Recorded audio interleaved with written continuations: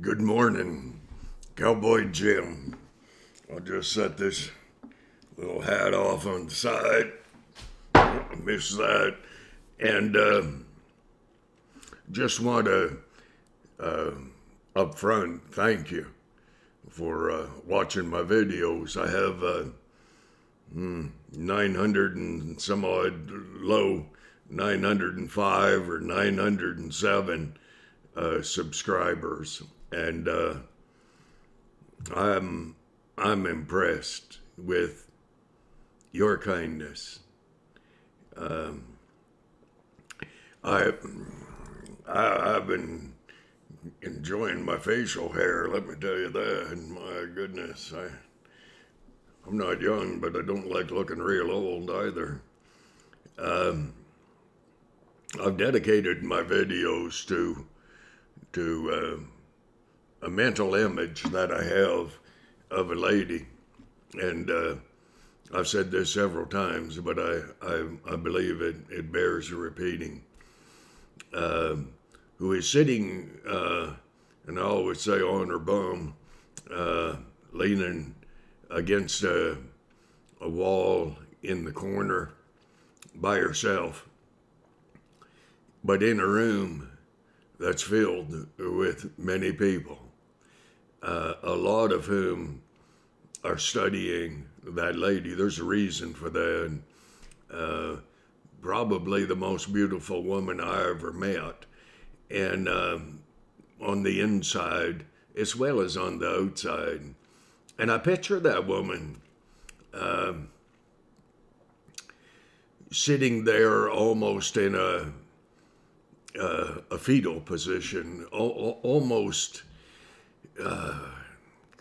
her knees drawing up, her arms crossed over her knees, and her forehead resting on her arms. And as I watch, and the other people in the room watch, it's as though we know that she's weeping. Now, I do have a pretty big heart and a pretty big imagination, I suppose, as well. And in great part what is called empathy. I felt like that a few times myself in a corner. And as I watch, and as the other people in the room, quite a lot, and they're kind of positioned so that they can watch her out of the corner of their eye, and kind of pretend to carry on a conversation with the people they're talking to. And as they watch, that woman stands up. It takes no effort for her. She's an athlete, and I guess in many ways we're all athletes. Sometimes it's hidden on the inside of a pretty big body, but that happens. And as she stands up, she looks around the room, and you realize that there were tears. You kind of see the streaks on her face, and she kind of wipes them off, and kind of looks around the room to see where she could fit in, where perhaps she might just become a part of a momentary lapse in her memories of what should never have happened, should not be allowed. Okay. And she makes her way over to the first little cluster of people, and they're crowded into the room pretty hard. I don't see any furniture. And she steps up to them, and they are very, very, very appreciative of the fact that she has stood up and walked over to share some of her heart with them, in that they have been concerned about her sitting there by herself, but they didn't know what to do. They didn't know what to say, and they didn't know how to go about it. Because what do you say? You step up to a person and say, I know what you're going through. No one knows what another is going through unless they've been through something similar, and you'll never know until you find out what that person has been through. You won't. Never. But I'm kind of writing this story, and in my mind, that's how I do things. And so I empathize with the lady, not because of my experience-based hurts in a sexual nature, but in a psychological response. Most people don't realize that when a baby child is used and abused, the abuser does everything in their power to teach the child to understand that they themselves, the child themselves, are responsible for the reaction of the parent. And it sounds abhorrent, and it is, but it is how abusers exonerate themselves from responsibility, exonerate themselves from their selfishness, from their corruption, from their evil heart, evil intent. Anytime that people exert themselves over another, trust me, it's pure, unadulterated selfishness. It is evil. It is not reflective of God. Many people have been really hard on God because if there is a God, why would he allow such things, atrocities, really? A baby child ripped and torn by an adult. The problem comes in this, and I do so hope you can hear me. I hope you look beyond this rugged old man and weird hair color. Gee, I look forward to it going back to white. Never thought I would, but something better happen soon. And people judge each other so harshly. When baby children live through that horror and they condemn themselves because that's what they're taught, and they gain a few years and nothing changes. The ripping and tearing, it doesn't change. The abuse, it doesn't change. But God allows that because he had to have a way wherein his creation, that's us, chose to either believe in him or an alternative. And the alternative God made, that is Satan, evil. 1/3 of the angels fell from heaven due to their own choice. Satan wanted to become God, and he felt quite capable of doing it because God, when he makes heavenly beings, he does it up pretty completely. But God did that in order that your choice, my choice, to believe in him or not, would be a free will choice. And the horror of that free will choice, he could have forced you and I to worship him. He could have forced his friendship upon us. He could have forced himself upon us, but he does not. He never has. He will not. He will judge, but his judgment will be based not just on his inability to abide sin, because he can't. He cannot credence sin. That will be judged. But his judgment will be based on you, your choices, on the choices of the abuser. And he works overtime trying to work through the hearts of the little ones who have been abused. That's why I'm here. That's why I do this. It's my purpose in life to tell anyone who has been abused, it was not God's choice. God chose to give us free will choice. And to that baby child who quite possibly has grown, matured, and perhaps has children of their own, perhaps looking just like that lady that we painted the picture of at the start of this little video. Looking pretty good on the outside. Looking pretty hurt on the inside. Most women and most people.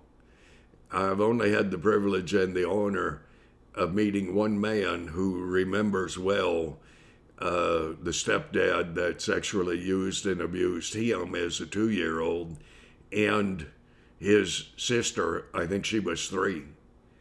And how that man took them down to the basement of their house and took a can of rat poison off, I don't know why he had rat poison, it's Alberta, off a beam, and told them explicitly that he would force feed them that poison if they ever made mention to anyone what he had done to them. I had a very similar experience with a young man who, yesterday was in court over an assault charge that he perpetrated against me. And I well remember the day in Independent Grocers up here where that man caught me off guard. He came walking up behind me, and I saw him coming right at the last second, and I turned and I was ready. And he knew I could trim him because that's what I'd been trained to do all my life. And he said, if you dare tell anyone what I have done to you, he said, I will have you know there will be serious consequences. Well, that's abuse. That's actually uttering a threat, I guess.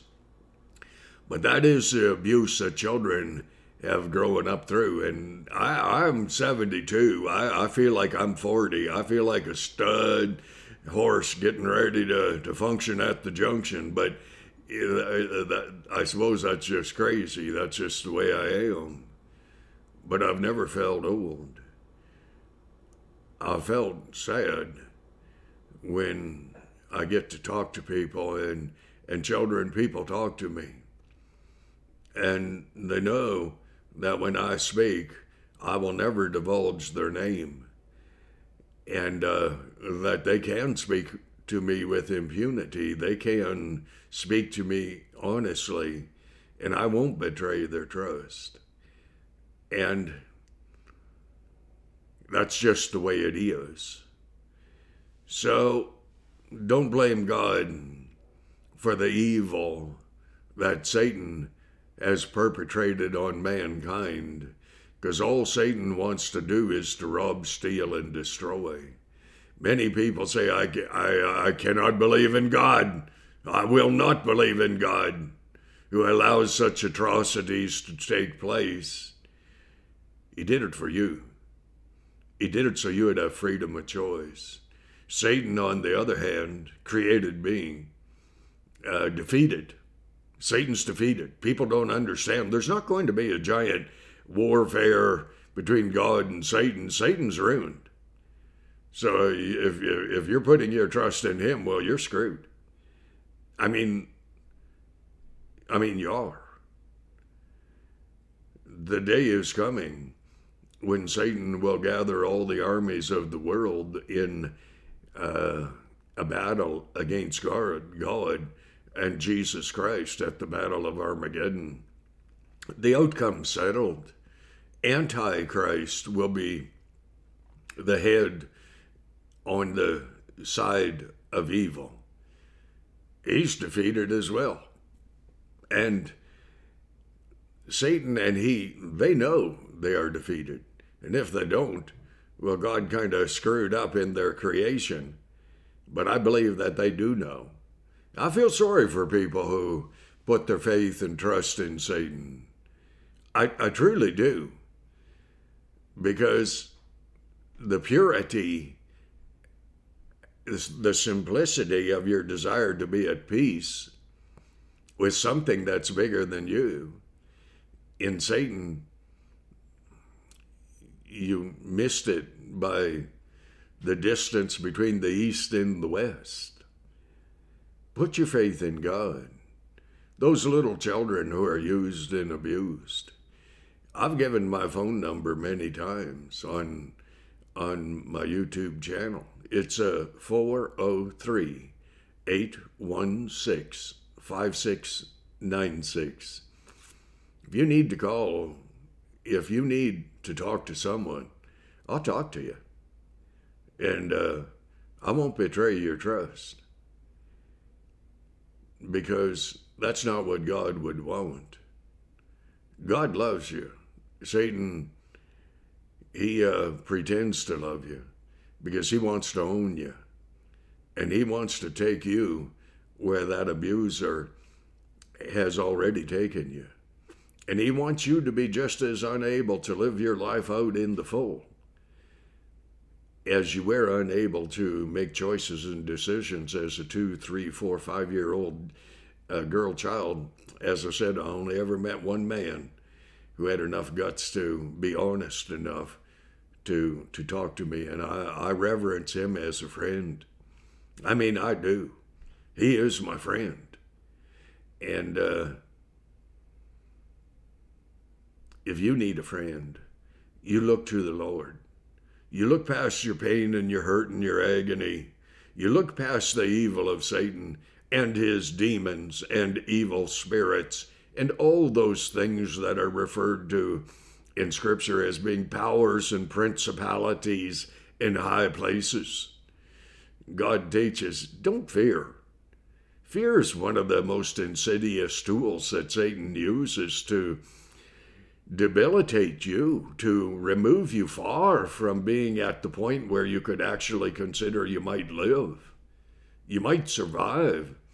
Those things that were inflicted upon you had nothing to do with your choice. Don't you let that lying bastard like that man who came up to me in Independent Grocers and said, if you ever tell anyone what I have done to you, there'll be serious consequences. I made a few suggestions to that young man. I'm sure he probably remembers them well, none of which he could have done. But I'll tell you this, don't you dare let fear control your life. It's better if you lose your life than be controlled by fear. So I think I'm getting close here, children. God bless you. Thank you that you allowed me the privilege and the honor of speaking to you. That lady that was sitting over in the corner, and every other lady who has been injured and hurt, that's just a picture. That's what I see. Don't you let Satan rule your life. Don't you be defeated. Don't you allow that dung, the human dung, to control your life in terms of fear. It's not worth it, children. Screw that crap. It's not worth it. God bless you. I don't know how I ever got through that without those tears that are right, just not too far in there. They were sure wanting to come out. God bless, God bless you. God bless you.